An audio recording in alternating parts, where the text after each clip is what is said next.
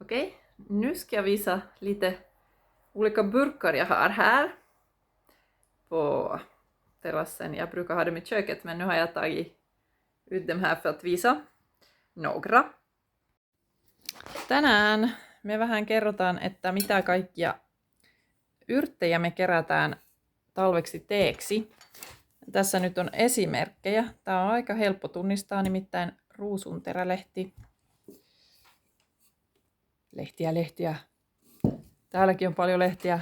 Täälläkin on paljon jotain kukkia. Täälläkin on jotain.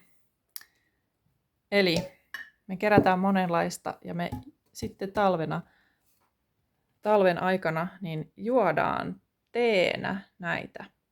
Muun muassa näitä. Niin, kerrotaanpas kohta, että mitäs kaikkea meillä on. Rosenkronblad. Plockas så enkelt och snabbt. Så dem har jag plockat längs med sommaren. Nu finns det inte så mycket kvar, men lite finns det ändå. Dem ska vi ta. Hej! Här har vi röd temönta. Den här ville jag ha allra först för att den är så jättefin. Och det går också att äta, obviously. Man kan ha det i kruka eller ute någonstans. Men den sprider sig ganska mycket så. Och här är bara vanlig mynta. Oj, doftar gott. Doftar jättegott. Nam. Här har vi salvia och jag är så jätteglad att den här överlevde. Det var lite osäkert i början.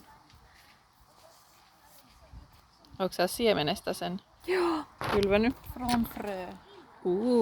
Det är sån glädje då man sår fröet och sen bara växer det och så blir det sådär.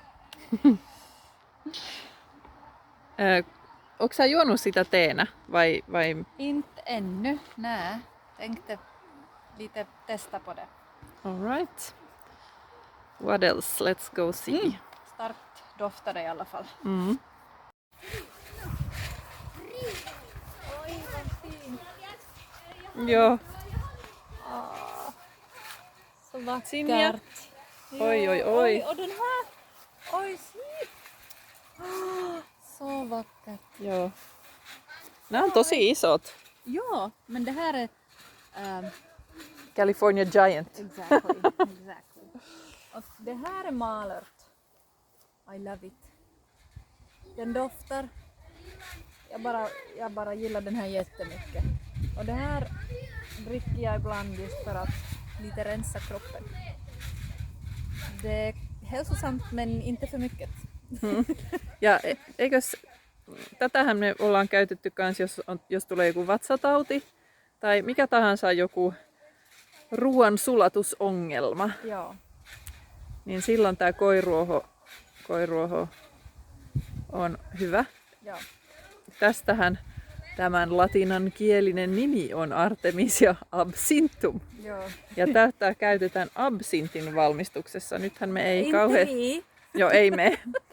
Mehän ei myöskään, mä en ole ikinä maistanut sitä, mutta Nej, inte jag heller.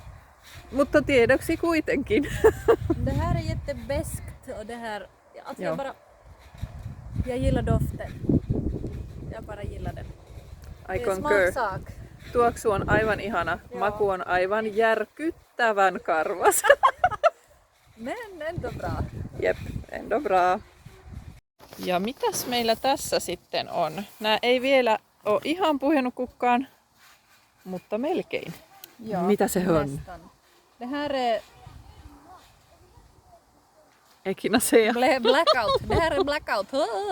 Det här är echinacea. Sulhat. Och jag gjorde en tinktur av det här förra året. Har inte tagit så mycket av det för det är ganska inte gott. men det är jättehälsosamt. Ja mä itse asiassa myös käytin tätä teessä tai teenä viime vuonna ja aion myös tänä vuonna käyttää sekä lehtiä että kukkia että juuria voi käyttää siihen. Oh. Ja silloin se oli oikein hyvä. Tinktuura on tosi vahvan makusta. Joo. Mutta sehän on kans just, että jos sulla on joku flunssa tai jotain, niin sitten otat sitä. Mutta se tee oli, että jos mulla vähänkin tuntuu, että tulee kurkku kipeäksi, niin sitten mä laitoin sitä teetä. Ja silloin se on oikein miellyttävän makuinen. Siis mähän nyt aina sekoitan vaikka ja mitä teehen, kun mä kerran sitä laitan itselleni. Mutta tää punahattu on ihana.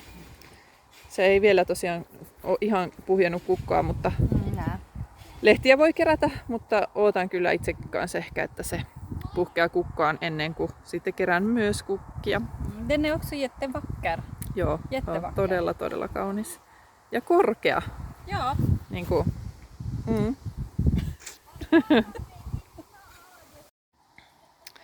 No niin, sitten meillä on tässä... Oi, miten paljon mehiläisiä! Eikö? Nuohan on kukkakärpäsiä. No, anyway, myös mehiläisiä täällä on, mutta kuitenkin. Tämä ihanuus on siankärsämö. Ja siis tämähän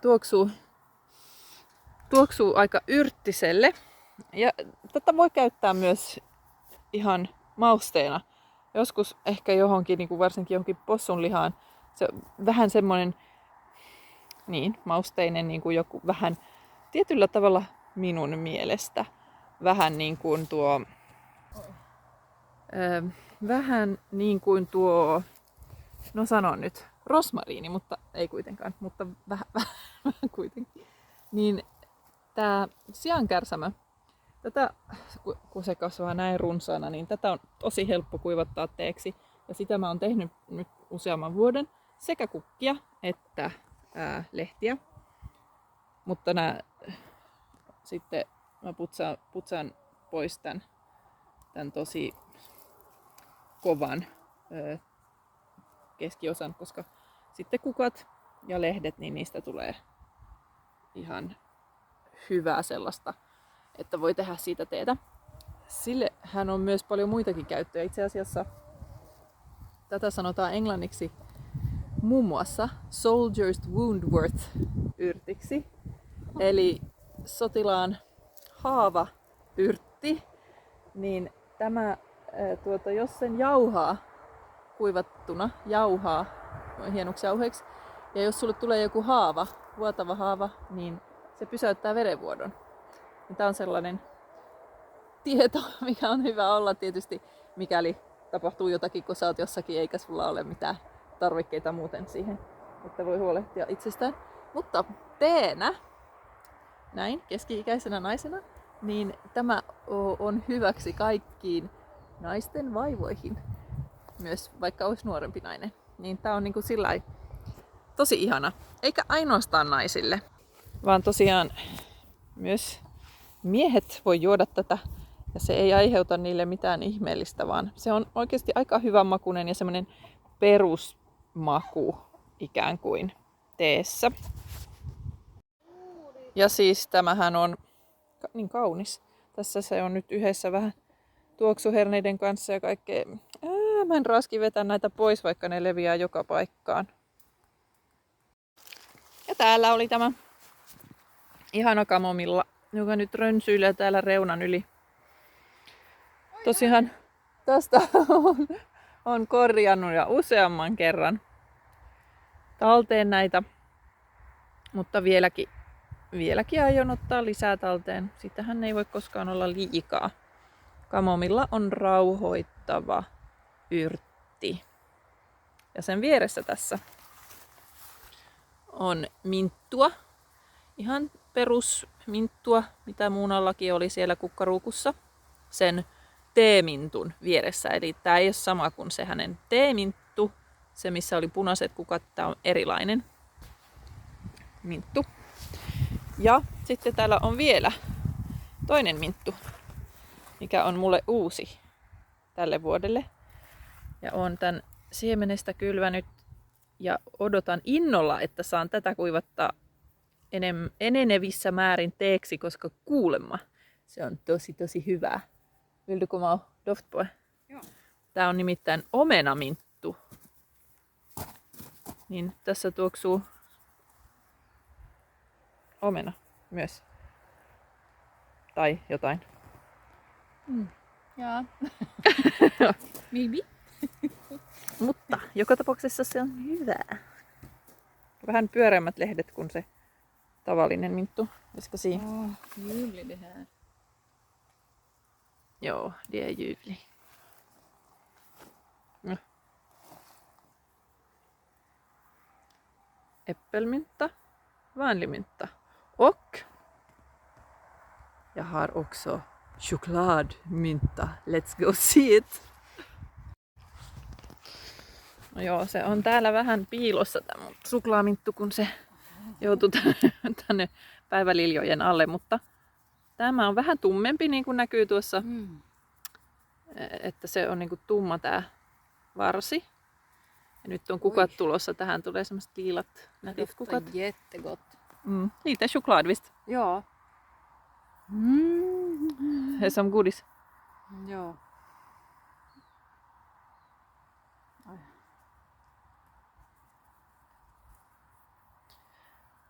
Man tror som bäst. inte att det kan vara så olika mynta. Nej. Så Oj, man är som att, det här no var men nog helt mynta, toppen. men så finns det som, Åh. joo visst, Ja. delicious. Ja. Mintut on niinku sellainen piristäviä ja kaikki yrtit hän tekee meille hyvää. Se on ihan raamatullista jopa. Ihmisille on annettu yrtit, kaikki yrtit niin kuin pitämään meitä terveinä. Niin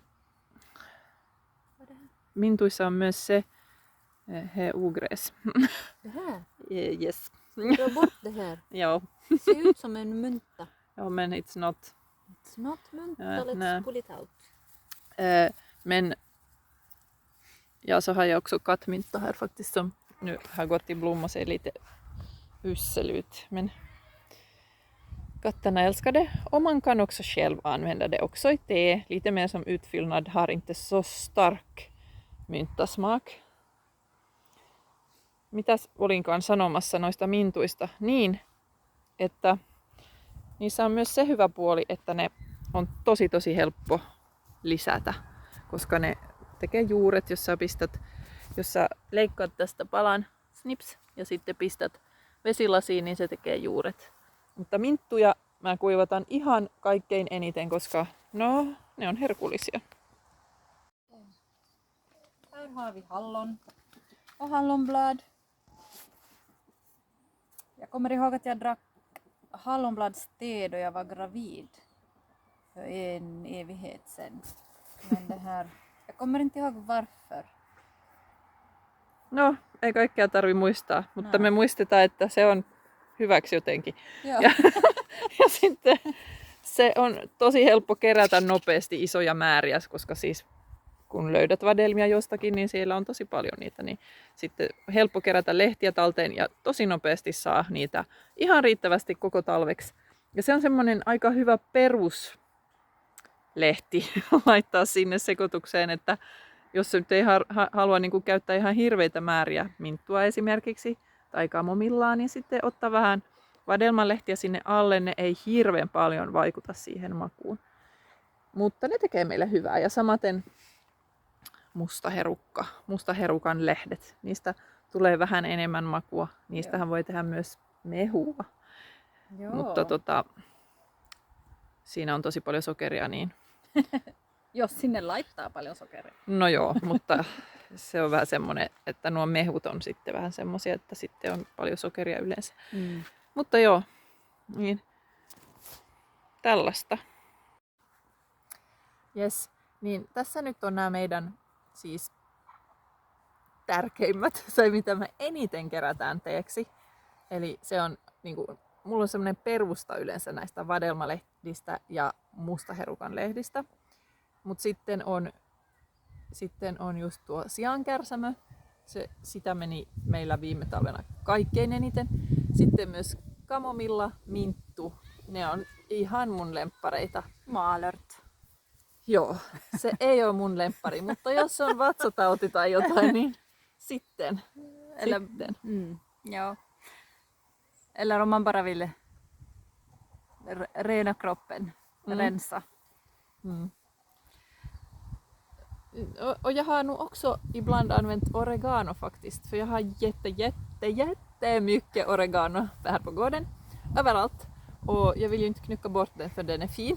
Och god. Jag använder den mycket som krydda. Men jag kan också använda den som te. Och den är också en sån här som är bra om man har någonting i luftvägarna. Jo, den är jättebra. Oreganoolja speciellt. Det är oreganoolja, Ja. fantastiskt. Men det är ganska starkt och så det är lite svårt att göra själv. Ja. Men den passar också jättebra i te. Det börjar lite, man tänker på mat förstås, doftar oregano, men riktigt bra ört också i te. Citronmelissblad har jag också plockat i år. Joo, faktiskt, joo. Sitä mä oon kans istuttanut uutta citronamelissa, mun taimi on kuollut. Mutta sehän on aivan ihana Ja. teessä ja teenä. Och det doftar så gott. Jep. Också. Siitä voisi myös tehdä voidetta. Aika monista näistä yrteistä voi tehdä voidetta ja laittaa sit iholle, Joo. mutta kerrotaan siitä joku toinen kerta. Tässä nyt oli ne meidän päällimmäiset ja tosi helpot talven kesän piristysjutut. Ja no mä unohdin nyt kyllä mainita uudestaan nuo ruusun terälehdet. Joo. Ne on siis henkilökohtainen mielipiteeni on, että ne ei anna hirveästi makua, mutta ne antaa hirveästi tuoksua ja ne on tosi kauniita. Niin senkin takia kyllä kerätään niitä. Ja sitten vielä yksi kukka, mitä kerätään tosi helposti ja paljon ja pistän teehen. Ei niinkään maun takia kuin ensisijaisesti ulkonäön takia, koska ne on kauniita. Ja sitten myös se, että kun mä kerään niitä paljon ja kuivataan, mä teen niistä myös voidetta. Käydään vielä katsomassa se. Och det är ju naturligtvis den fina ringblomman. Ingen skillnad om den är orange eller gul eller någon annan färg. Den är underbar i salvor. Och den är också underbar som kakdekoration. Torkade kronblad helt enkelt. Man kan plocka lös hela blomman så här och torka den, eller så kan man bara knycka lös kronblad och torka dem så här. De torkar ju på nolltid. Ser bara så fint ut i te. Säkert gör det någon nytta också. Ja. Yes, ringblomsbladen går ju också att sätta i sallad. De är ganska starka men hälsosamma. Och också blomman kan man ju ha i sallad faktiskt. Jo. Den är ju jättefin i sallad, så om du vill piffa upp din sallad så kasta i lite ringblomma. Ja myös jos nyt salaatteihin mennään niin, ja koristeluun, niin sitten myös samettikukkaa voi laittaa salaattiin. Se on vahvan makuinen, niin ei kannata mennä överiksi sen kanssa, mutta toimii. Ja siihen toimii myös tuo kurkkuyrtti. Vielä kurkkuyrtistä yksi kuva tähän loppuun, koska se on niin hyvää. Tai siis kaunista. Här har vi den då. Den fina lilla gurkörten. Och som man ser så ser den inte ut som en gurka. Så namnet kommer naturligtvis inte från dess utseende, utan namnet kommer från att den smakar gurka. Man kan plocka loss den här blomman. Och det är blomman som smakar gurka. Bladen kan man också äta, men det är lite sådär stickiga. Så det är inte så mysigt att äta dem. Mutta pölyttäjät rakastaa kurkkuyrttiä. Ja mähän en ole tänä vuonna kylvänyt yhtään kurkkuyrttiä itse, vaan nämä on kaikki itse kylväytyneitä. Ja täällä on pölyttäjiä ihan joka paikassa. Joskus tulee tämmösiä vaaleanpunaisia kukkia. Nättiä on. Hejdå! Hei hei! Nähdään taas. Moikka!